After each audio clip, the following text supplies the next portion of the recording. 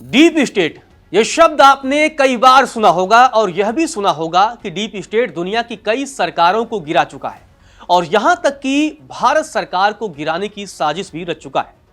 अब इसी बीच पूर्व रॉ प्रमुख, जी हां, नाम है विक्रम सूद, उनकी तरफ से एक बड़ा बयान सामने आया है और कहा गया है कि अमेरिका भारत के खिलाफ गहरी साजिश रच रहा है। अब ऐसे में एक बड़ा सवाल यह है कि आखिर यह डीप स्टेट क्या होता है, और जिसका भारत में भी कई बार जिक्र हो चुका है कि डीप स्टेट भारत की सरकार गिराना चाहता है। ऐसे में एक और सवाल खड़ा होता है कि क्या सिर्फ अमेरिकी राष्ट्रपति, अमेरिका की खुफिया एजेंसी CIA ही डीप स्टेट का हिस्सा है या फिर इसमें और भी तंत्र शामिल है। जी हां, यह सवाल इसलिए गंभीर हो जाता है क्योंकि डीप स्टेट के बारे में यह कहा जाता है कि यह दुनिया के कई देशों में मौजूद है। यह बेसिकली एक खुफिया तंत्र है और गुप्त तरीके से यह काम करती है। इसमें बहुत से लोग शामिल होते हैं, सरकार के लोग होते हैं, व्यापार के लोग होते हैं, सेना के लोग होते हैं और कई सारे तंत्र शामिल होते हैं। ऐसे में इस वीडियो में हम आपको डीप स्टेट की असली कहानी बताएंगे और साथ ही यह भी बताएंगे कि कैसे अमेरिका भारत के खिलाफ काम करता है। यह जान लेना आपके लिए भी बेहद जरूरी है क्योंकि अमेरिका के अंदर जो डीप स्टेट है वो दुनिया की कई सरकारों को गिराने का काम कर चुकी है। लेकिन उससे पहले आपको अब रॉ के पूर्व चीफ विक्रम सूद का डीप स्टेट को लेकर वो बयान बताते हैं जो बेहद जरूरी हो जाता है। इसलिए जानना जरूरी हो जाता है क्योंकि जिस तरीके से डीप स्टेट अब काम कर रहा है, भारत में भी आपने कई बार इसका जिक्र सुना होगा और यह भी सुना होगा कि आखिर ये डीप स्टेट कैसे सरकार को गिराता है और उसी देश के अंदर वहां के लोगों को भड़काता है। उससे पहले आपको विक्रम सूद का यह बयान बताते हैं। विक्रम सूद कहते हैं, अमेरिका भारत की आर्थिक प्रगति से डरता है क्योंकि भारत और चीन अब दो बड़ी आर्थिक शक्तियां हैं। डीप स्टेट भारत की आर्थिक प्रगति के रास्ते में सबसे बड़ा रोड़ा बन रही है। जी हां, ये इनकी तरफ से बड़ा बयान दिया जाता है और यहीं से वो सवाल पैदा होता है कि आखिर डीप स्टेट क्या है और यह कैसे काम करता है और दुनिया की सरकारों को कैसे गिराता है। जी हां, यह जान लेना बेहद जरूरी है। पूर्व रॉ चीफ विक्रम सूद ने बताया है कि मौजूदा अमेरिकी राष्ट्रपति डोनाल्ड ट्रंप डीप स्टेट का हिस्सा नहीं है। हालांकि जब ट्रंप का पहला कार्यकाल था तब डीप स्टेट की खूब चर्चा हुई थी और ट्रंप ने तब डीप स्टेट पर निशाना साधा था।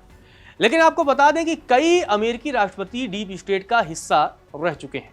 मौजूदा समय में डीप स्टेट में कॉरपोरेट जगत, सैन्य खुफिया तंत्र जिसमें CIA मुख्य रूप से शामिल है, इसके अलावा अन्य प्रभावशाली ग्रुप भी शामिल है। इसमें कई NGO भी शामिल है जो पर्दे के पीछे से सत्ता की बागडोर संभालते हैं। मतलब NGO के जरिए वो सेवा का एक बहाना होता है और उस सेवा के जरिए वो एक ऐसा तंत्र बनाने में जुटे रहते हैं जिसके जरिए वो इम्पैक्ट डाल सकें, किसी देश के सरकारों को अस्थिर कर सकें।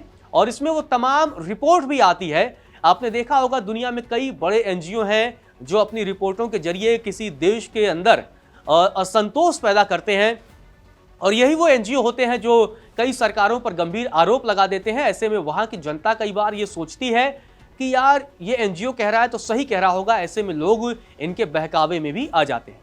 आपको बता दें कि डीप स्टेट में कई हथियार बनाने वाली कंपनियां भी हैं। हथियार बनाने वाली कंपनियां इसलिए क्योंकि इनका काम सिर्फ मुनाफा कमाना है। ये सब अपने फायदे के लिए दुनिया के अन्य देशों में सरकारें बनाने और गिराने का काम करती हैं। उद्देश्य सिर्फ इतना होता है कि इन्हें पैसा कमाना होता है, मोटा पैसा कमाना होता है। हिंडनबर्ग आपको याद होगा, जी हाँ, वही हिंडनबर्ग जिसने अडानी ग्रुप के खिलाफ रिपोर्ट निकाला और उस रिपोर्ट के बाद आपने देखा होगा किस तरीके से भारत में भी खूब हो हल्ला मचा था और अडानी के खिलाफ एक माहौल तैयार हो गया था। शेयर बाजार में उनकी कंपनियों की कीमतों में लगातार गिरावट देखने को मिली। लेकिन जब सच्चाई आई तो पता चला कि हिंडनबर्ग शॉर्ट सेलिंग फर्म है जो सिर्फ मुनाफा कमा रहा है। कई लोग तो भारत में ये समझ ही नहीं पाए और भारत के अंदर भी डीप स्टेट के ही कुछ लोग हिस्सा ऐसे हैं जो लोग ऐसे तमाम विदेशी बहकावे में आ जाते हैं और उसके बाद से भारत के खिलाफ ही ऊल जुलूल बातें करने लगते हैं। अब आपको बता दें कि अमेरिका की विदेश नीति सिर्फ व्हाइट हाउस या कांग्रेस यानी कि संसद तय नहीं करती है। जी हाँ, ये सुनकर आप चौंक गए होंगे। इसमें बल्कि हथियार बनाने वाली कंपनियां भी शामिल होती हैं। जी हाँ, वही कंपनियां जो दुनिया में अपने हथियारों को बेचती हैं और उसके जरिए अमेरिकी सरकार भी खूब मोटा मुनाफा कमाती है। आपको बता दें, वे अपने सांसदों को दबाव डालकर सरकार को मजबूर करती है। ये हथियार बनाने वाली कंपनियां आप समझिए कितनी ताकतवर है। क्योंकि दुनिया में लगभग देशों में प्राइवेट संस्थाएं ऐसी बहुत सारी हैं जो हथियार बनाने का काम करती हैं और फिर उन्हें दुनिया में एक्सपोर्ट करती हैं, बेचती हैं और मुनाफा कमाती हैं। ऐसे में जो अमेरिका में हथियार बनाने वाली कंपनियां हैं वो भी अमेरिका के अंदर नीतियां बनाने और बिगाड़ने में बड़ा योगदान निभाती हैं, जिससे हथियारों की ज्यादा बिक्री हो सके। अमेरिका दुनिया के देशों को हथियार बेचकर आपको बता दें कि मोटा पैसा कमाता है। अमेरिकी सरकार के कई बड़े नेता भी इस डीप स्टेट का हिस्सा होते हैं।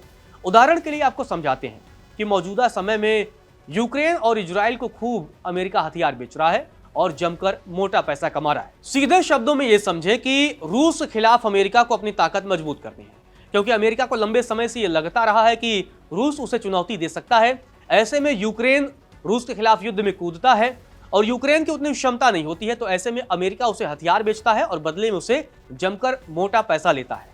और यही काम वो इजराइल के साथ करता है। इजराइल को तो वो खूब सारा हथियार दे रहा है, बदले में पैसे ले रहा है और बदले में क्योंकि उसे मिडिल ईस्ट के कई देशों में अपनी ताकत स्थापित करनी है, वहां के तेल पर उसकी नजर है, चाहे वो ईरान हो या दुनिया के कई अन्य देश हो, उस पर अमेरिका की नजर है। तो अब आप समझिए कि वहां भी इस तरीके का काम अमेरिका रच रहा है।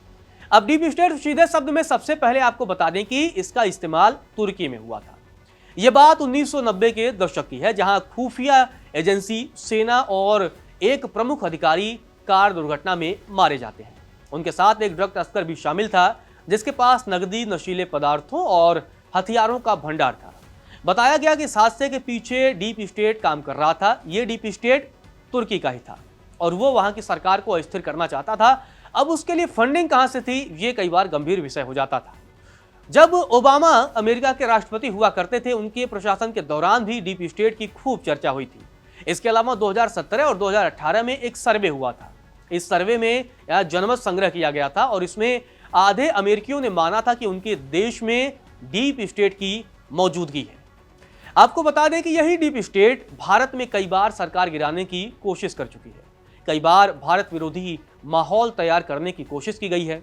आपको बता दें कि बीजेपी ने कई बार अमेरिकी अरबपति जॉर्ज सोरोस का भी जिक्र किया है और कहा है कि जॉर्ज सोरोस मोदी सरकार के खिलाफ माहौल बनवाने के लिए कांग्रेस को कई बार समर्थन देते हैं और कई बार Bharatiya Janata party George Soros और कांग्रेस के संबंधों को लेकर सवाल भी पूछ चुकी है और कई बार यह भी आरोप लगाया है कि जिस तरीके से क्या कांग्रेस को जॉर्ज सोरोस फंडिंग करते हैं, हालांकि कांग्रेस इससे इनकार करती रही है, लेकिन यह बात तो सच है कि जॉर्ज सोरोस जो है वो दुनिया के कई देशों में सरकार अस्थिर करने की कोशिश करते हैं।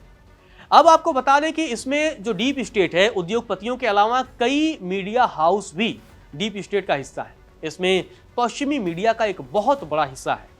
अब मीडिया कैसे, ये बड़ा सवाल हो जाता है। दरअसल आपको बता दें कि आपको याद होगा कि भारत में धार्मिक असहिष्णुता, कश्मीर मुद्दे पर पश्चिमी मीडिया ने गलत तथ्यों के साथ भारत विरोधी माहौल तैयार करने की खूब कोशिश की थी, मतलब गलत रिपोर्टिंग।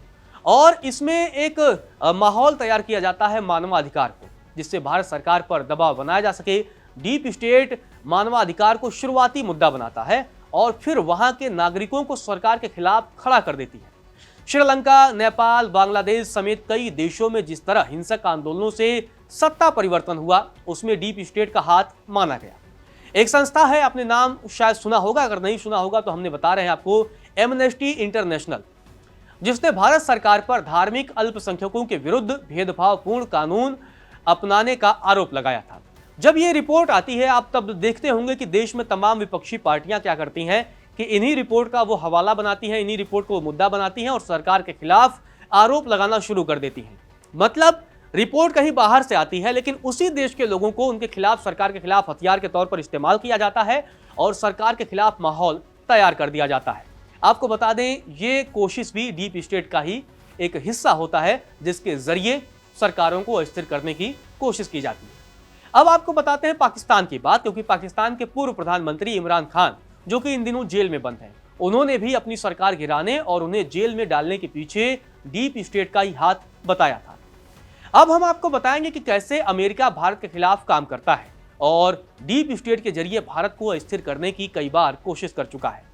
एक एनजीओ है, उसका नाम है ग्रीन पीस। जी हाँ, ये पर्यावरण के हितों के लिए काम करने वाली एनजीओ मानी जाती है, ऐसा इसका कहना है। लेकिन जो खुफिया रिपोर्ट थी, उसकी अगर माने तो इसी एनजीओ पर भारत की जीडीपी पर 2 से 3% नकारात्मक प्रभाव डालने का आरोप है। आप समझिए, अब समझेंगे कैसे। दरअसल ये जो तमाम पर्यावरण के लिए काम कर रही हैं, लेकिन उसी बीच ये रिपोर्ट तमाम ऐसी दे देंगी कि पर्यावरण को नुकसान हो रहा है, ऐसा हो रहा है, ऐसा हो रहा है, सरकार की नीतियां खराब हैं, ये खराब है। तो ऐसे में कई बार विकास कार्य अधर में अटक जाते हैं। तो ये भी एक डीप स्टेट का ही पार्ट होता है। इसके अलावा आपको बता दें कि जब कनाडा में खालिस्तानी आतंकी मारे जाते हैं तो उसमें भी भारत की भूमिका का आरोप लगाकर छवि खराब की जाती है। हिंडनबर्ग की हमने आपको बात बताई थी कि किस तरीके से हिंडनबर्ग भी डीप स्टेट का ही एक तरीके से पार्ट था और भारत में उद्योगपतियों के खिलाफ माहौल तैयार कर रहा था, और ये सब इसलिए कर रहा था कि वो खुद ज्यादा पैसा कमा सके और भारत के उद्योग धंधों को चौपट कर सके। इसके अलावा आपको बता दें कि पुलित्जर पुरस्कार एक सम्मानित पत्रकार रहे स्टीव कोल, उनका एक बयान था। उन्होंने कहा था कि एक प्रकार का डीप स्टेट भारत में भी है, जिसमें खुफिया एजेंसियों या सेना के बजाय मुख्य रूप से भारतीय विदेश सेवा शामिल है। तो ये आरोप उनकी तरफ से भी लगाया गया था। हालांकि अब ये कितना सच है ये कह पाना मुश्किल है, लेकिन मौजूदा समय में अमेरिका के अंदर का डीप स्टेट सबसे शक्तिशाली है। इसमें एफबीआई और सीआईए की भूमिका सबसे प्रभावशाली है। वॉल स्ट्रीट के विश्लेषक हैं चार्ल्स ऑर्टेल। उन्होंने अमेरिकी कहा था कि अमेरिका की अवैध गतिविधियों को छिपाने में एफबीआई, डीओजे और अन्य संघीय एजेंसियों के भीतर डीप स्टेट कोऑपरेटिव की भूमिका के बारे में उन्होंने बताया था, और बताया था कि कैसे मुखबिरों को अक्सर अनदेखा किया जाता है या चुप करा दिया जाता है, और कैसे देश के हितों को नुकसान पहुंचाने वाले सबूत अपने आप गायब हो जाते हैं। अमेरिकी शांति आंदोलन के कार्यकर्ता, नाम है जॉन ऑन बेनवर्ग, उन्होंने भी डीप स्टेट को शक्तिशाली डिफेंस कॉन्ट्रैक्टरों के जरिए संचालित बताया था और कहा था, यह भी दावा किया था कि देश में मिलिट्री और हथियारों के व्यापार से जुड़े लोग राष्ट्रपति की तुलना में अधिक शक्ति रखते हैं। डीप स्टेट यह भी सुनिश्चित करता है कि अमेरिकी राजनीतिक अपरिवर्तित रहे, मतलब अपरिवर्तित लगातार रहे। कुल मिलाकर डीप स्टेट जमकर पैसा बनाती है। डीप स्टेट को अमेरिकी फेडरल रिजर्व सिस्टम की स्थापना से जोड़ती है, जिसे पैसे छापने का अधिकार दिया गया था। यही डीप स्टेट सरकार के साथ मिलकर खूब पैसा कमाते हैं और उसका कुछ हिस्सा लाभ पहुंचाने वालों के हितों के लिए भी खर्च करते हैं, जो सरकार वैध तरीके से नहीं कर सकती है। तो मतलब डायरेक्ट इनडायरेक्ट अगर आप डीप स्टेट आपको समझना है तो सिंपल सा है, एक ऐसी गुप्त संस्था होती है जिसमें उद्योग जगत के लोग होते हैं, जिसमें सरकार के लोग होते हैं, जिसमें सेना के लोग होते हैं, जिसमें खुफिया तंत्र के लोग होते हैं, जिसमें बिजनेसमैन होते हैं। ये सब लोग मिलकर आपस में मोटा पैसा कमाने के लिए दुनिया के कई देशों को अस्थिर करने की कोशिश करते हैं। इवन अपने भी देश में कई बार अस्थिरता करने की कोशिश करते हैं, जिससे वो मोटा पैसा कमा सके और अपने हिसाब से सरकारें बना सकें और सरकारें गिरा सके। तो ये डीप स्टेट की पूरी कहानी थी। उम्मीद है ये वीडियो आपको पसंद आया होगा और आप समझ चुके होंगे कि किस तरीके से भारत में भी कई बार डीप स्टेट के जरिए ही सरकार को अस्थिर करने की कोशिश की जाती है, सरकार के खिलाफ एक माहौल बनाने की कोशिश की जाती है। उम्मीद है आपको आसान भाषा में ये बातें समझ आ गई होंगी। फिलहाल के लिए इस वीडियो में इतना ही।